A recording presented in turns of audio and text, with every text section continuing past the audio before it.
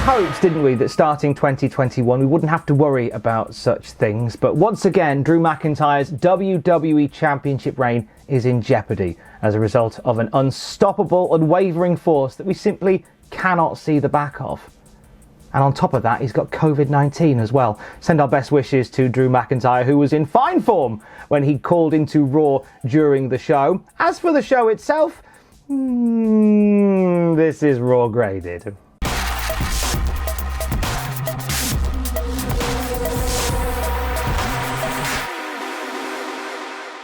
Just a few hours before Raw went live, Triple H said that he would be addressing the WWE Universe in the Thunderdome, and that is how we start things off. A big pop from the crowd for the man who organises the pops from the crowd. Before Triple H can address the universe, here comes Randy Orton, who says, "Oh, Triple H, the office is here because Drew McIntyre isn't." He asks if Triple H is going to give him the number 30 spot in the Royal Rumble. Or maybe he's just going to give him the WWE Championship straight away. Triple H says none of those are going to happen, but he's actually really proud to see the old Randy Orton coming back, talking about how Orton set the Fiend on fire, something that a young Triple H would have done. However, he's not a massive fan of the way the Legend Killer has been killing legends, saying that there is no benefit to Randy Orton for berating Mark Henry and booting people like The Big Show and Ric Flair in the head, and actually solidifies him as a no-good pecker.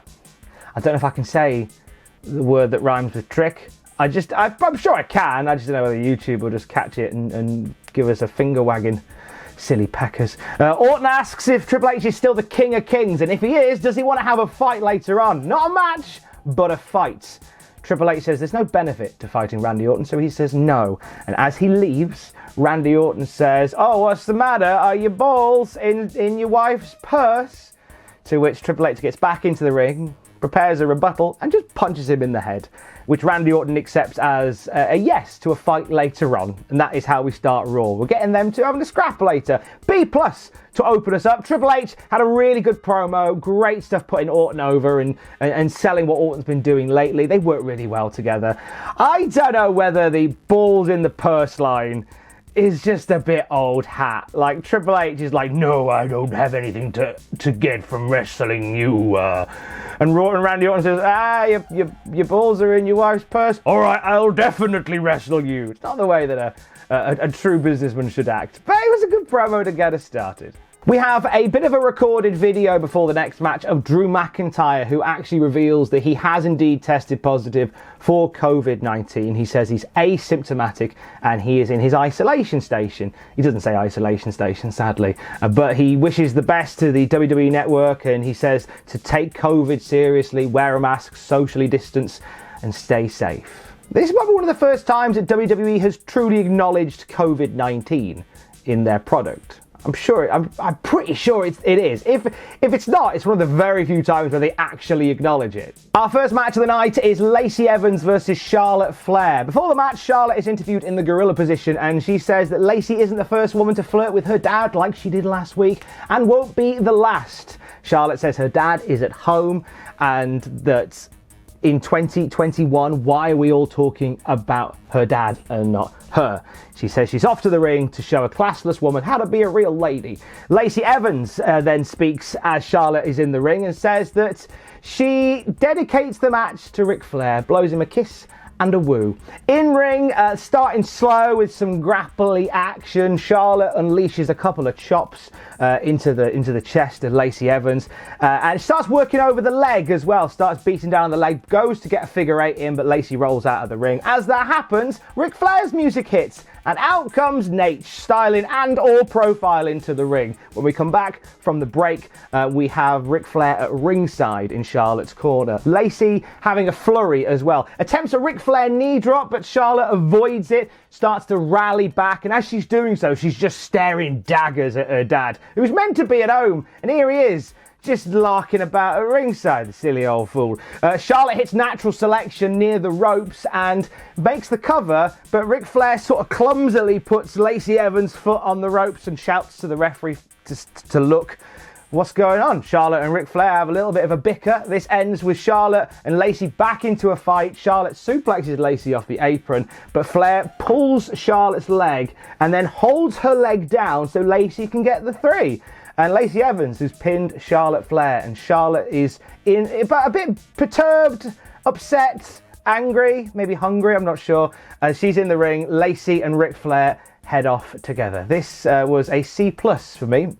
It was fine. I think Charlotte and Lacey don't really have much of a spark together. It was technically okay though. Not sure how interested I am in seeing Lacey and Charlotte mixing it up, I'll be perfectly honest. After the match, Ric Flair and Lacey shove off an interview and hint that they're off back to the hotel. So that's a lovely image for everybody. Keith Lee is being interviewed next, and he's interrupted by Sheamus, who says, hey, you earned Drew's respect last week, so as Drew's bestie, you've earned mine too. Then they're interrupted by The Miz and John Morrison, who are just spoiling around, playing silly buggers, making some jokes about Dumb and Dumber. They challenge Keith Lee and Sheamus to a match, which they accept, and then remind us that last time Keith Lee and Sheamus teamed up, it all ended pretty badly for them, and they fell out and had a big old fight. So Miz and Morrison pretty confident about their match a little bit later on, thinking it'll all end in tears. We'll get to that in a bit. Jeff Hardy heads out to the ring. It's looking like Jeff Hardy versus Elias, but Elias reveals that he suffered a debilitating injury whilst recording music, and tonight Jeff is going to be facing Jaxson Ryker, who says he is inspired by Elias's music to destroy. So as Elias joins the commentary team and reveals that he hurt his thumb in the same way that Jimi Hendrix probably did that time, we have Ryker beating down on Jeff Hardy. Jeff gets a brief moment to recover, and he's distracted by Elias, which allows Ryker to roll up Jeff for the 1, 2, 3. All over in about 40 seconds, that was. Elias and Ryker head to the back, and Jeff gets on the mic and says, hey, Elias, I bet you couldn't beat me. I think Jaxson Ryker's better than you. And Ryker is just stood there. Elias goes, all right, fine, I will face you. And then kind of looks to Ryker and says, don't interfere. Wink, nudge, wink, say no more, say no more. So after the break, Brill, the feud that never goes, is back. Elias and Jeff Hardy getting into it. When we come back from break, the match is already in progress. Jeff avoids a knee drop, starts to fight back against Elias, hits a twist of fate, but Elias turns that twist of fate into a Death Valley driver. Goes to hit a twist of fate, gets it turned to a Death Valley driver. You get it. Good. Elias briefly slowed down by this, but Jeff starts to make a comeback once again. Elias ends up pulling Jeff off the rope by pulling on the cloth that is the hanky that's stuck into the back of Jeff's jeans. I'm surprised no more people use that. This only slows down Jeff very, very briefly as he hits a whisper in the wind. Elias once again back into it, gets a near fall off a spinning neck breaker. Soon after this, Jeff hits a twist of fate, swanton bomb, 1, 2, 3.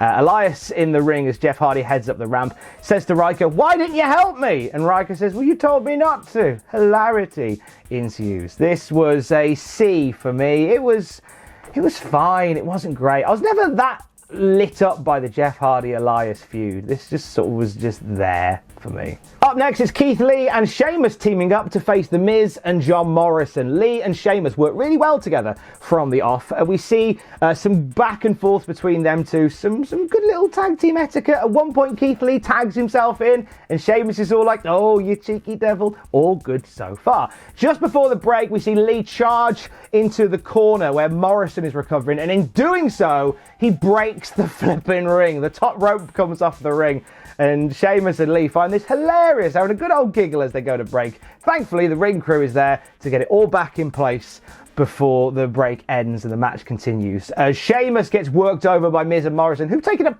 pasted up until this point, to be honest with you. Sheamus gets a big chewing over here and manages to land a spinning Irish curse on the Miz, which allows him to get the hot tag to Keith. Keith throws everybody around, swats Morrison out of the air, and looks like he's going to go for something, maybe a spirit bomb, but Sheamus tags himself in, hits a brogue kick instead, and gets the 1, 2, 3. They laugh about it afterwards. It's all fine. It's all fun and games. They're just two pals. B- here. It was a decent enough match. Doesn't really blow my mind, but decent enough. They work well together.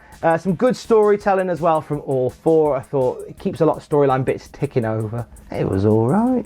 Backstage, Triple H cuts a hell of a promo. He's on form tonight.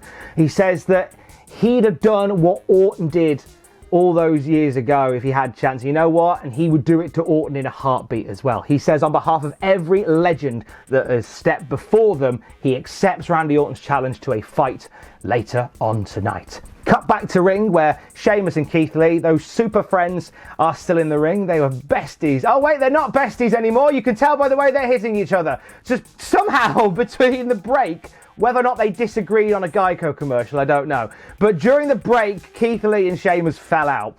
And the bell sounds, and we've got a fight. And they're beating each other up. Heavy strikes from both of them. We see them fall to the outside of the ring. Lee suplexes Sheamus into the barricade. He lands really awkwardly on the small of his back. It looked nasty. Sheamus barely making the 10 count, but once he's back in the ring, he starts working over Keith Lee's arm, using the turnbuckle to great effect, wearing down that arm of Keith. Commentators suggesting that this is going to stop him from doing the spirit bomb later on. Sheamus lands a near fall from a diving clothesline and a boot, but Lee is able to push back in this match, counters an armbar with a one-arm slam, just biffs him to the ground like that, and then, despite the fact that he worked on his arm to stop him from doing it, it's the spirit bomb anyway for the 1, 2, 3.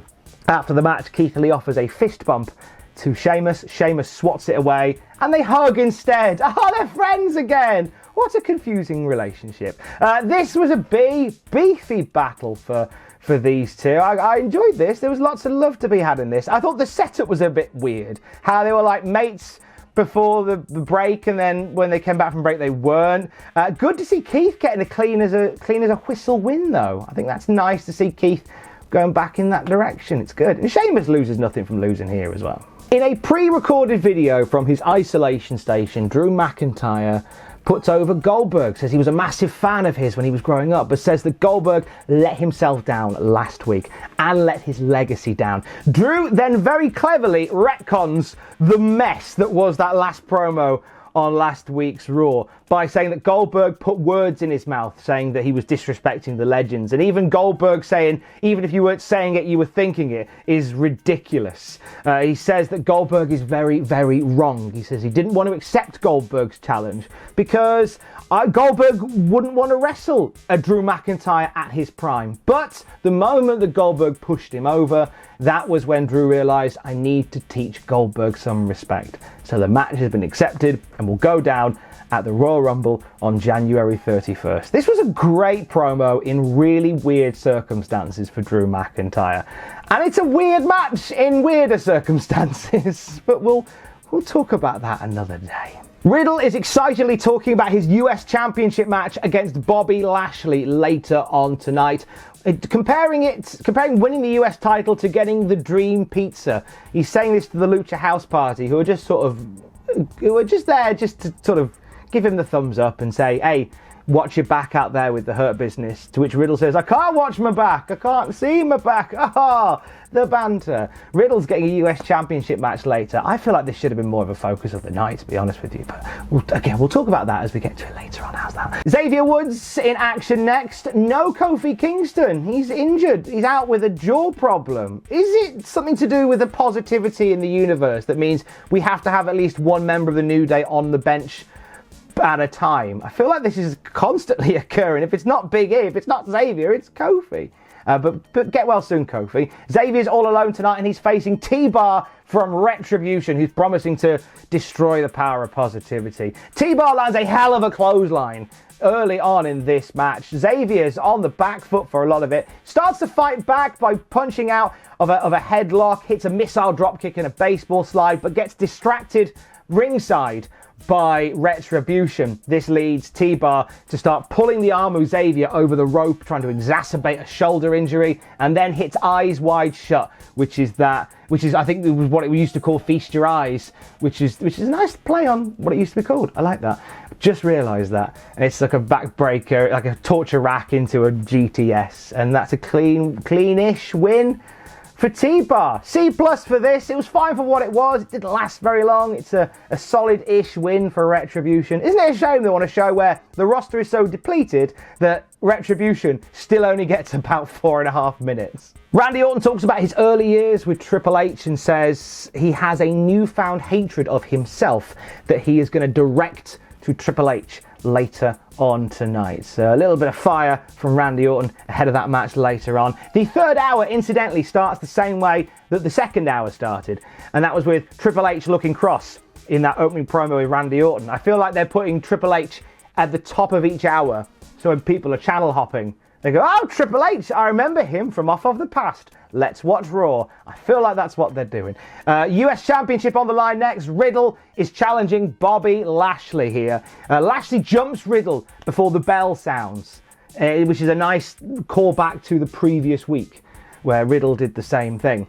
And Riddle barely gets out of the blocks from here. Like, Lashley's very dominant. We managed to see Riddle push back by countering a fireman's carry into the turnbuckle post outside the ring, hits a moonsault off the apron, manages to land a couple of quick kicks, goes for a springboard, but gets ragdolled by Bobby Lashley, then dropped with a one-arm spinebuster, and then put in the hurt lock for the tap out. This was just a couple of minutes, this one. As Lashley and MVP head down the ramp, Riddle gets on the mic and says, "Hey, MVP, you can't beat me, can you?" To which MVP goes, all right, and MVP takes his jacket off, and when we come back from break, they're having a match. And MVP, briefly in control, gives us the old ball in elbow for a second, but Riddle able to get away, start pushing back into this one, hits a ripcord knee, then hits the floating bro. Before that, he booted Bobby Lashley in the face. Bobby wasn't a fan of this, so Bobby jumps into the ring and mows down Riddle, and the DQ is called. They beat up Riddle, and MVP gets one final boot in the guts before Hurt Business take their leave. C+ here. Booking wise, it was pretty much a rinse repeat from what we had with Jeff Hardy, Elias and Jaxson Ryker early on. I get that a lot of this is being booked on the fly, but there's a lot of copycat booking tonight. I feel like they've just booked the same kind of hour 3 times with just different people. In-ring stuff was all right. I kind of feel that you had an opportunity here, maybe, and I guess maybe they're holding off on it. They want to do it on a bigger stage. Could you not have given more focus to Riddle and Lashley? Could you not have built some of the show around the fact that, hey, look, we send our best to Drew McIntyre, but in the spirit of competition tonight, there will be a championship match, and Riddle is challenging Bobby Lashley for the US title. Could you not have given them about a good 25 minutes in a show where you clearly need to fill for time? Could you not have done that? I assume they're holding off on it, but it wouldn't have hurt, would it? AJ Styles is chatting backstage to the #1 contender for the Universal Championship, Scrap Daddy Adam Pearce. Wow. And in fantasy books, the idea of AJ versus Adam Pearce at WrestleMania. Should AJ win the Rumble? Think on that, Ring of Honor fans. Drew Gulak interrupts and declares himself for the Royal Rumble, which Pearce says you can't do. And Drew rightly goes, well, AJ did.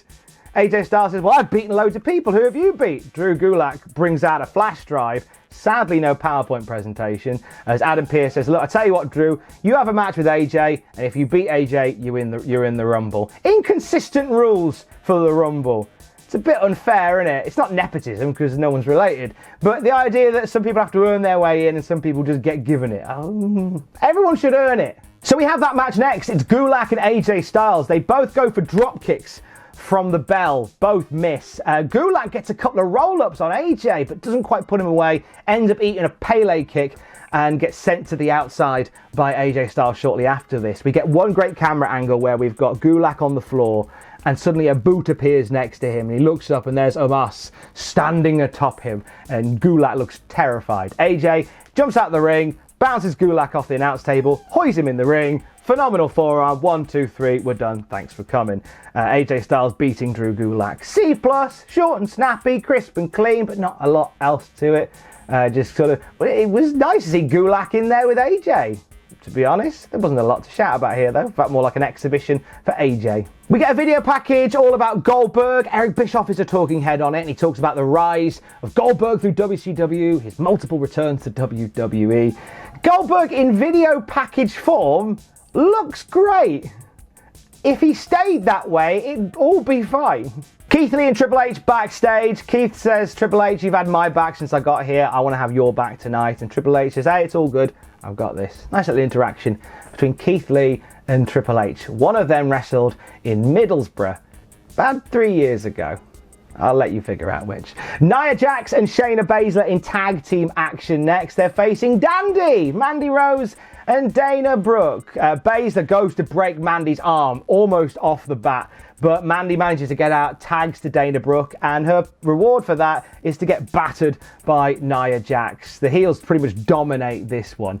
Dana gets a hot tag, dumps Shayna through the ropes, but Jax manages to stop Mandy Rose getting a pin when she hits the boot by pulling her out of the ring as well. Jax squashes both members of Dandy in the corner, looks to go up top to do something or other, but Baszler tags herself in and puts the clutch on Mandy for the tap out win. And Nia Jax looks a bit perturbed by all of this. D+, pretty humdrum tag team affair here. More tag partners that don't get along, that tag each other in and out. That's something we didn't do 20 minutes ago. That's fine. Jax and Baszler aren't tag champs anymore, so why are they still hanging out if they don't like each other? Just a thought. It's main event o'clock. It is Randy Orton and Triple H in a fight. Not a wrestling match, a fight. Triple H is out in his jeans, his t-shirt, leather jacket, spit some water like the old days. I'm sure after this there were people hurriedly spraying the whole area down just to be sure. And out comes Randy Orton, who takes his time getting into the ring, eventually slides in only to get a bop in the face from Triple H and slide straight back out again.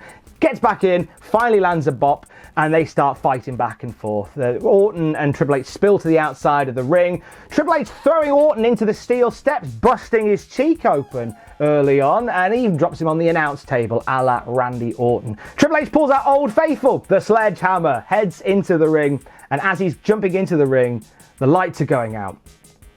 And then all of a sudden he looks at his sledgehammer and it's on fire! The sledgehammer's on fire! All the lights go out, lights come back on, Randy Orton is alone in the ring. Triple H nowhere to be seen. And behind him is Alexa Bliss, as this warbled version of the Firefly Funhouse music hits. We see Alexa Bliss all in black.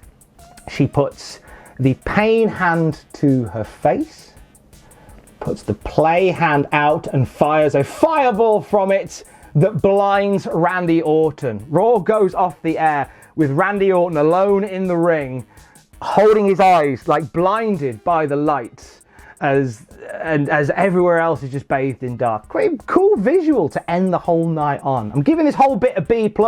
Short physical segment that I thought was quite good. I thought the finish was very intriguing as well with the fire. Where did Triple H go? I have a theory. This is my hack theory. I don't know if this will be how they play it out. I don't think Triple H was there at all. I think it was all a ruse by The Fiend and Alexa Bliss. They've somehow manifested Triple H. And I think that's the only way we can get around the fact that Triple H just vanished. Like, it was obviously, maybe it was manifested by The Fiend. It was all an illusion by The Fiend. And Triple H will put out a statement saying, sorry, I couldn't be at Raw last night. I was busy doing something else. What? That's a hack theory from me. I'd be fine with that. Anything to read into? Pain being the hand near Alexa Bliss's face and Play being the one that shoots the fireball? Put your thoughts in the comments down there. I'm sure you will. But overall, this was a pretty middle of the road episode of Raw. Verging on bad. I'm giving it a C. They were up against it, to be fair. Had a lot of people missing, but it was very rinse repeat, interspersed with very throwaway wrestling matches. Triple H did some good stuff tonight, as did Orton, ending on a hot angle, pun intended. But yeah, I think up against it with a lot of stuff, but a bit of another bang average episode of Raw. If Raw was on a hot streak, we probably could have got away with this, but because it's a bit cold at the moment, it just adds to it a little bit. Best wishes to Drew McIntyre. Stay healthy, and to yourself as well. Stay safe. Love you, bye.